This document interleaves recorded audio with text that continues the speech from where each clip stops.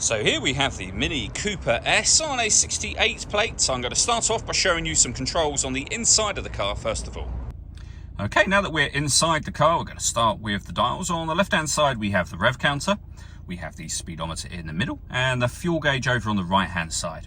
Also in the middle you can see the total miles for this car. They are 15,470.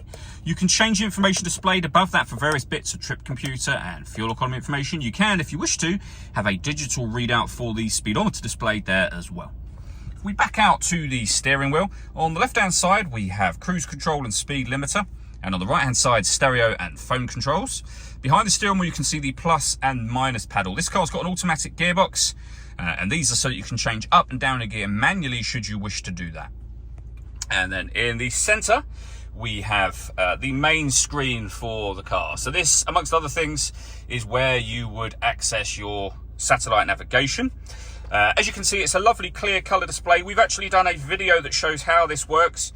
You can find that on our YouTube channel and on our website as well. All of the movement that I'm making on the screen is being done using this dial and the collection of buttons that surround it. So you can rotate the dial to any of these options. So for example, to pair your phone, push the dial down, rotate it to manage mobile devices, push the dial down, and that's where you'd connect your phone. When it comes to audio in this car, we have got DAB, an FM radio, Bluetooth audio, and USB input as well. So plenty of ways to listen to your music as well. Main volume for the stereo is just here. Beneath that, we have the dual zone climate control. So you can adjust the passenger temperature, the driver temperature. You can increase and decrease the fan speed. You can determine what direction you'd like the air to be distributed in.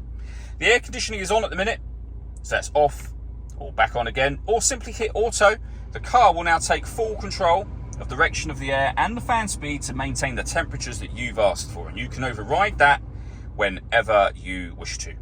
With a heated driver's seat with 3 different heat settings, and the same over here for the passenger side as well. We can change the driving setup of the car, so you're able to put the vehicle into sport, mid, which is your everyday driving, and green as well. We have the start and stop button for the engine. We can turn our traction control on and off, and this button will turn off the stop and start. So this car is designed to cut out when it's stationary in traffic to save you fuel. That system is off when that light shows. We then have the gear lever for the fully automatic gearbox.